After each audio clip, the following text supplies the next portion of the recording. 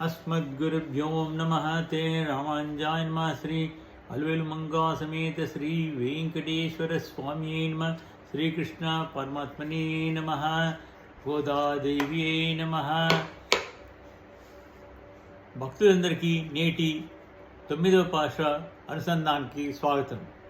నీలాతుంగస్తనిగిరిటచు సుప్త ఉద్బోధ కృష్ణం పారాత్యం సంశ్రుతిసిద్ధమధ్యాపయంతి సోచిష్టాయాం సజినగతయాపుంక్త్వే గోదా తస్యై నమైదమిదవస్తు భూయః. అన్నవయల్ పుదువయల్ ఆండాల్ అరంగర్క్ பண்ணுதில் பல்பல் பதியம் இன்னிகள் பாமாலை பூமாலை சுடி கொடுத்தாளை சொல்லு சுடி கொடுத்த சுடுகொடியே தொல்பாவை பல்வ பல்வளாய் நாடி నీవే మాతం నల్గు.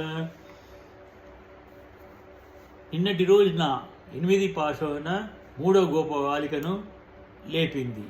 ఈరోజు 4వ గోపబాలిక ఆమె స్థితప్రజ్ఞ, ఆమెను లేపబోచున్నది. ముందు పాశాన్ని అనుసంధిస్తాం. తూమణి మాడత్తు చుత్తం వెల్కరియే தூபம் கமலம் தொழிலாய் மேல் கணவரம் மாமான் மகளே மடிகந்தாள் திருவாய் மாமீர் ஒளிப்பீரோ உண்மகதான் உமையோ அன்றி சொல அந்தலோ பந்திர மந்திரப்பட்டாளோ மாமா என் மாதவன் வைகுண்ணன் நின்றென்று నామం పొలనవిండేలో ఎంబావోయ్ ఆండాల్ త్రిళేషణం.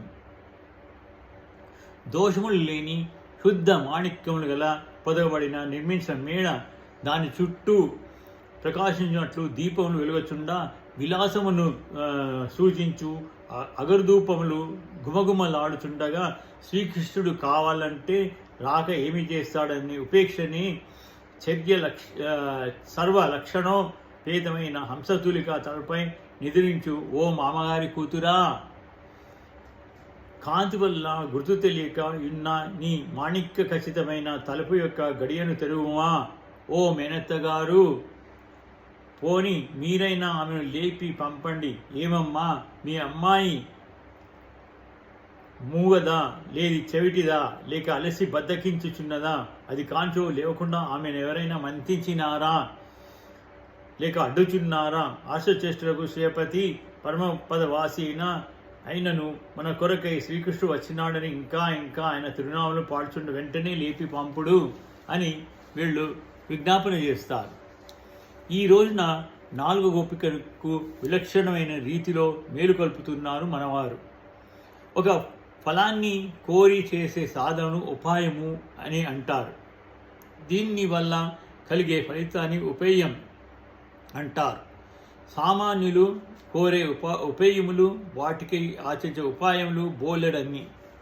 అవి మన ప్రయత్నం మీద ఆధారపడి ఉంటాయి. వాటికి ఎన్నో నియమాలు, ఉపేయములు, నిర్బంధాలు ఉంటాయి. ఏ కాస్త లోపం ఏర్పడినా విపరీత పరిణామాలను దారితీస్తాయి.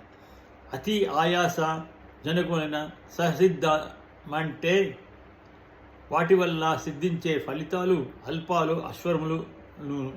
అల్పజ్ఞుడైన జీవుడు ప్రయత్నించేది ఏమంత గొప్పగా ఉంటుంది కనుక దీనివల్ల సిద్ధించేది అంతంత మాత్రమే తప్ప అనంతము శాతు కానే కాదు. మన గోపికలకు ఫలము ఉపేయం, ఇతరమైనవి కాదు. వీరు కోరేది సాక్షాత్ శ్రీకృష్ణుడినే. అతడు సిద్ధమై ఉన్న ఫలం, పైగా పర్వ చైతన్యము, సర్వజ్ఞము, సర్వశక్తియుతము కూడా. అలాంటి ఉపయము ఏ ఉపానుష్ఠానంతోనూ పొందాలి. నాహం వేదైన తపసాన దాని నచేజ్యయ భక్త్యాసనన్యాయ శక్య.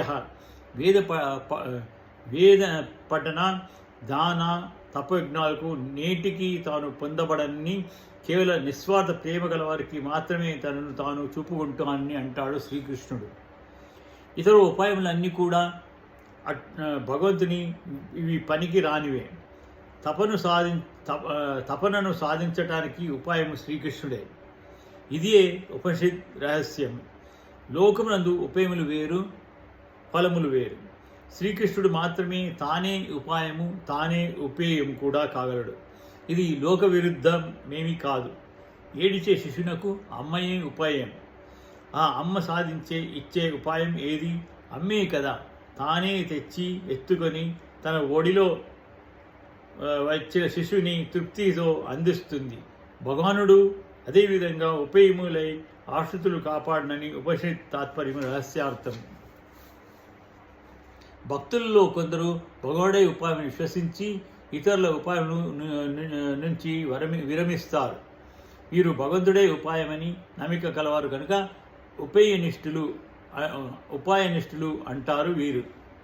తైతరి ఉపనిషత్తు చెప్పినట్టు ఏషహ్యే భాసంద యాతి, ఇతడే జీవుని ఆంధ్రపేయు అనుదాన్ని విశ్వసించి ఇతరేమీ కూడా చేయక ఇతర ఉపాయంలో ఆచరణలో నిద్రిస్తూ ఉంటారు. భక్తుల్లో మరికొందరు ఆనందం బ్రహ్మణో విద్వాన్, పరమాత్మ అఖండ అనంతమైన ఆనందమును కలవాడు, తానే ఆనందస్వరూపుడు. ఉపనిషత్ వాక్యాలను ఎరిగి గొప్ప ఫలమును ఎలా పొందక ఉండగలమని దాన్ని పొందడానికి ఏమైనా చేయడానికి వెనుకాడరు. ఫలస్వరూపుని గొప్పతనం అది.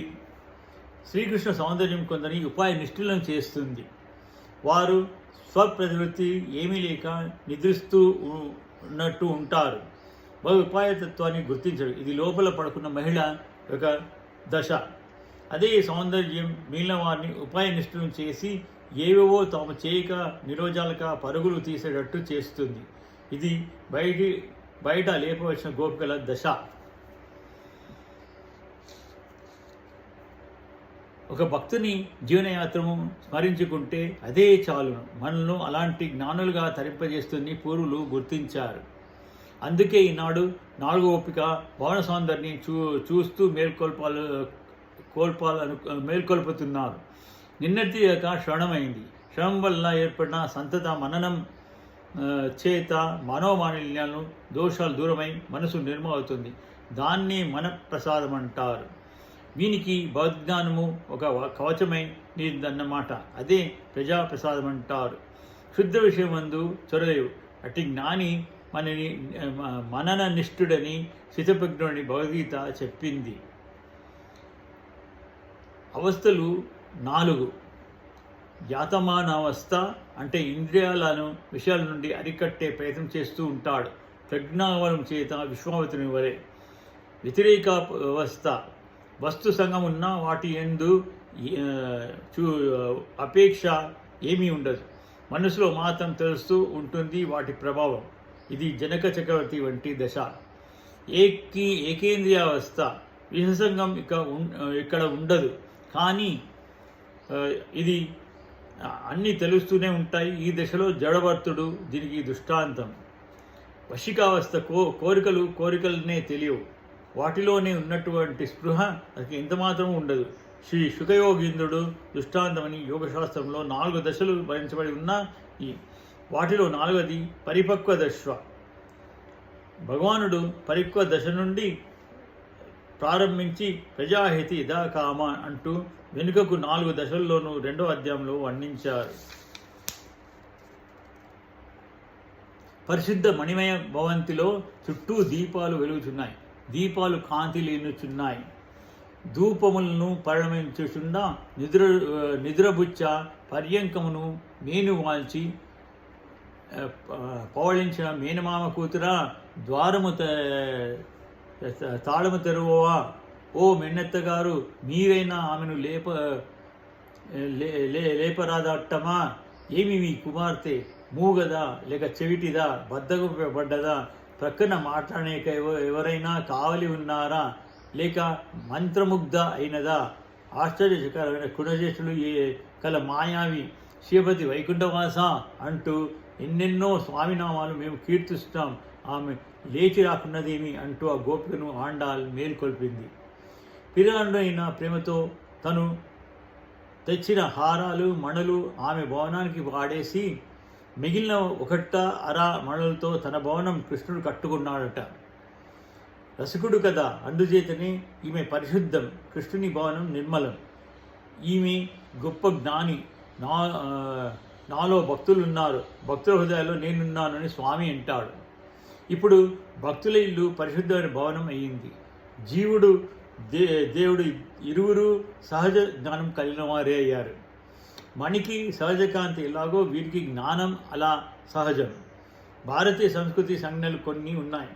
గజం అంటే 8 అని అర్థం. అట్లే మణి అంటే 9 అని అర్థం. జీవేశ ఇరువురు మణులంటే ఇరువురికి 9 సంబంధాలున్నాయి. విడదీయనిరాని అర్థం. ఇవన్నీ భగవద్గీతలో తెలుపబడ్డాయి. స్వామిలో లీనమై చేరి ఉండటం చేత బయటి వారి మాటలు వినలేరు. చేటివారా అని పిలుస్తున్నారు, మూగవారా అని భ్రమను కలిగిస్తున్నారు. యోగ దశలో మగ్నులైనందుకు బాహ్య విషయాల్లో బద్ధకస్తులుగా గోచరిస్తున్నారు. అటువంటి వారిని భగవన్నామాల అనుసంధానంతో బయటి ప్రపంచానికి తేవాలే తప్ప ఇతరమైన ప్రయత్నాలు అనవసరం. పైగా అది వారికి ప్రమాదమని కలిగిస్తుంది. ఆ యోగ దశలో మనసు శ్రీగురుతో చేరిపోయి ఉన్న మహాజ్ఞాని స్థితప్రజ్ఞుని ప్రపన్న చేస్తుంది. ఈ విధంగా 4వ గోపబాలికను అమ్మ గోదాదేవి లేపింది. రేపు మనము 5వ గోపబాలికను లేపబోతున్నాం అమ్మతో పాటు. జై శ్రీమన్నారాయణ. ఆండాల్ తరువే శరణం.